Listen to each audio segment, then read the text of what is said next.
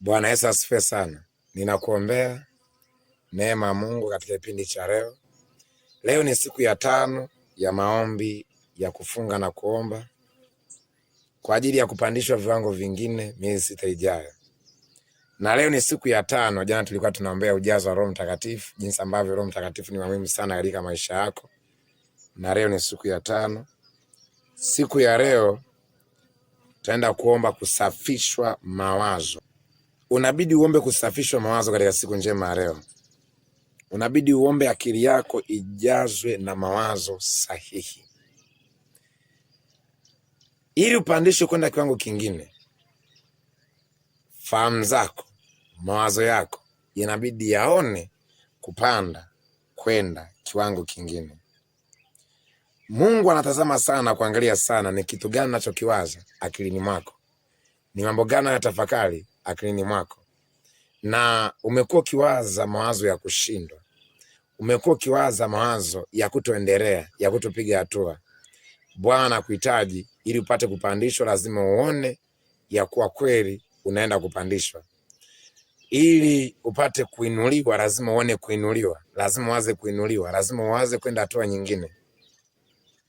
Kitabu cha Mwanzo sura ya 6 mstari wa 5, maandiko yanasema, Bwana akaona ya kuwa maovu ya wanadamu ni makubwa duniani, na kwamba kila kusudi analowaza moyoni mwake ni baya tu siku zote. Kila kusudi anachokiwaza mwanadamu. Mungu anaangalia sana unachokiwaza, na majibu yako na majibu mengi yanatokana na unachokiwaza. Matokeo mengi au na jinsi ulivyo, kile unachokipata, namna ulivyo, ni kutokana pia na unachokiwaza. Wewe unavyowaza, unawaza nini? Unakusudia nini? Na umekuwa ukikusudia na ukiwaza tofauti, umekuwa ukikusudia na unawaza kushindwa. Bwana kuhitaji leo uombe kwa ajili ya utakaso wa akili yako, kwa sababu akili ni uwanja wa mapambano. Akili ndio uwanja wa vita. Unaweza ukawa unaomba kushinda, unaomba kuvuka, lakini akilini mwako baada ya kuomba unaona kushindwa. Mungu anachokihitaji, anahitaji ukapate kubadilishwa, anahitaji ukapate kuvuka na kwenda hatua nyingine. Lazima mawazo yako na akili yako upate kubadilika.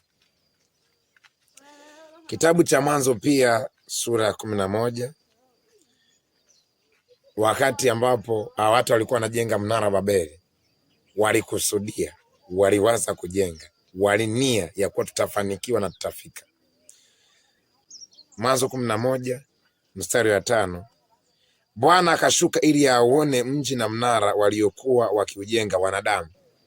Bwana akasema, tazama, watu hawa ni taifa moja na lugha yao ni moja, na haya ndiyo wanayoanza kuyafanya, wala sasa hawatazuiliwa neno wanalokusudia kulifanya. Hapa tunaona Mungu mwenyewe anasema watu hao hawatazuiliwa wanachokusudia kukifanya.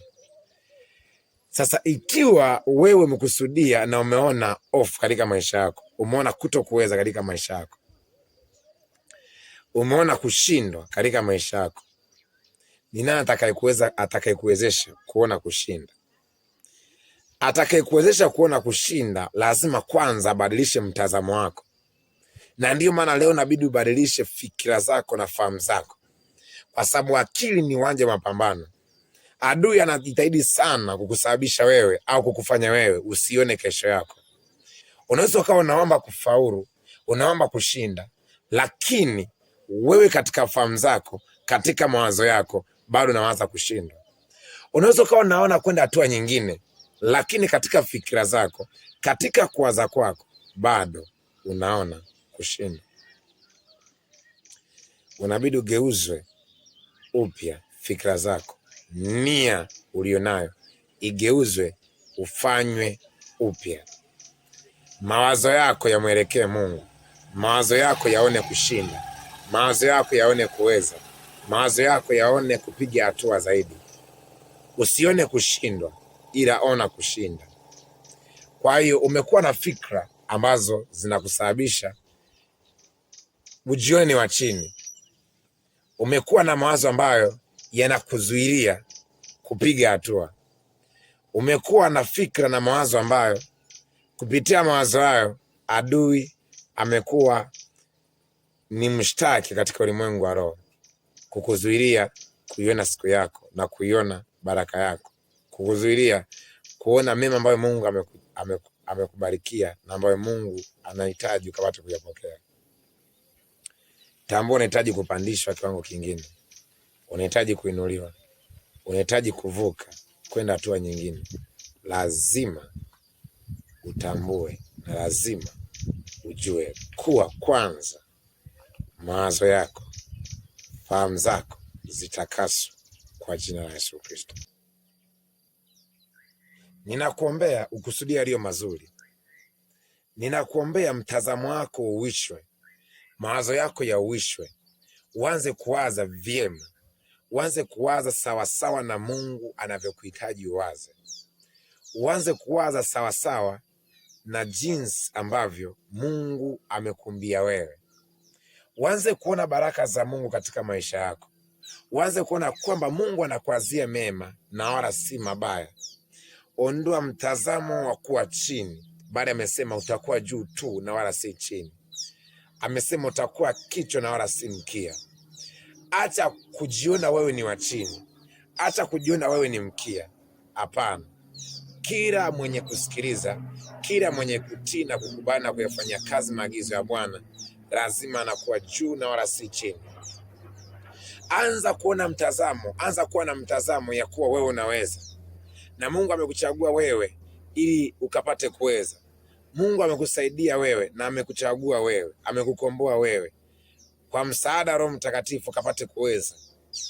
Anasema ni nani wewe, mlima mbele ya Zerubabeli? Ni nani au ni kitu gani kinakuzuilia? Kwa sababu si kwa nguvu zako na wala si kwa uwezo wako, bali kwa msaada wa Roho utapata kuweza.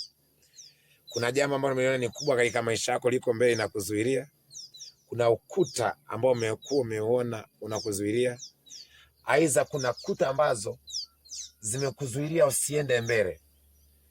Umekingwa na ukuta kutoiona kesho yako, aone hatima yako, aone mbali zidi ya kesho yako. Hata kama ni ukuta namna gani, kwa msaada wa Roho utapata kutoka. Fahamu zako ziuishwe. Usione ukubwa wa ukuta, usione ukubwa wa jiwe hili, usione ukubwa wa shida na changamoto, bali uone ukubwa wa Mungu na uwezo wa Mungu aliyeumba hili jiwe. Usizuiliwe na mlima wowote, bali tambua ya kuwa yupo Mungu anayehamisha milima, na anachokihitaji ni wewe umwamini yeye, na kupitia imani ndiyo connection ya kuvunja kila jambo. Mtazamo wako inabidi uwe mtazamo sahihi. Mawazo yako, ongea yako, fikra yako, namna unavyojadiliana na watu, unavyoshikamana na watu. Usikubali kuwa na mawazo yaliyo maovu, mawazo potofu, mawazo ya kushinda. Wana wa Israeli walivyokuwa wanaenda Kanaani, katika safari ya kwenda Kanaani, walikaribia kufika Kanaani. Walivyokaribia kufika Kanaani, wakatuma wapelelezi 12. Walivyotuma wapelelezi 12, wale wapelelezi walikuja na mitazamo asi, lakini wapelelezi wawili, Caleb na Yoshua, walikuwa na mtazamo sahihi. Mtazamo wa waliona kwanza kushinda kabla hawajashinda, na kabla hawajashinda waliona kushinda, waliona kuweza kabla. Na hata wewe pia usiwe na mtazamo asi.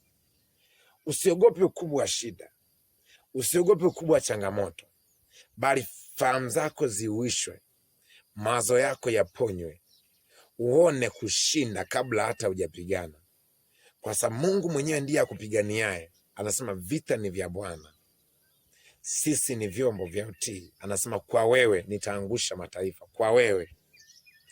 Kwa hiyo kama wewe ni rungu la Bwana, Mungu anachokuhitaji wewe uwe ni chombo cha utii. Ukubali na kutii, usikize neno lake, utii na upate kuenda katika mwongozo wa neno lake. Utii neno lake, maana anasema mkikubali na kutii mtakula mema ya nchi. Kwa lazima ukubali na kutii, lazima uone umuhimu wa neno la Bwana, kuitii neno la Bwana. Lazima uanze kuvuka na lazima uanze kutembea. Unahitaji kuvuka, au unahitaji kutembea juu ya maji, lazima utoke ndani ya boti. Unahitaji kusafiri, lazima kwanza utoke nyumbani uende stand. Kwa hiyo mawazo yako yanabidi yawe ya kutoka, mawazo yako yanabidi yawe ya kuvuka na kusafiri. Unabidi uwe na imani. Unahitaji kuvuna, lazima kwanza upande. Unahitaji kuvuna, lazima kwanza upalilie, lazima kwanza umwagilizie mazao yako. Mawazo yako ni sahihi au mtazamo wako ni upi? Kuwa na mtazamo chanya. Kwa hiyo katika siku njema leo, Bwana anakuhitaji wewe mwenyewe ugeuze upya nia yako ya ndani, mtazamo wako, fahamu zako, mwenendo wako, unachokikusudia ndani. Mungu anataka aone ni kitu chema. Unaomba kupandishwa, Mungu anataka aone ndani yako wazo, mawazo, mtazamo wa kupandishwa. Unahitaji kuvushwa, Mungu ndani yako anahitaji aone mawazo, mtazamo, fikra za kuvushwa. Nia hizo umekuwa na mawazo ya kutoendelea, lakini mimi nakwambia leo ya kuwa Mungu anakuhitaji uyaondoe mawazo hayo. Umekuwa ukiona kushindwa, Mungu leo anahitaji uone kuweza. Umekuwa ukiona kuto kuendelea, Mungu leo anahitaji uone kuendelea. Ni kitu kipi unachokiona? Ona kuweza, ona kushinda, ona kufanikiwa. Maandiko yanasema aonavyo mtu nafsini mwake ndivyo alivyo. Wewe je, unaona nini? Ona kuweza ili ukapate kuweza. Ona kufaulu ili ukapate kufaulu. Ona kufanikiwa ili ukapate kufanikiwa. Usijione ni wa chini, kwa sababu ndivyo utakavyokuwa. Ninakuombea neema ya Bwana katika maombi ya leo. Bwana akuvushe, Bwana akupandishe, uone kufanikiwa, uone kushinda na uone kufaulu katika maisha yako yote, katika jina la Yesu Kristo. Amen.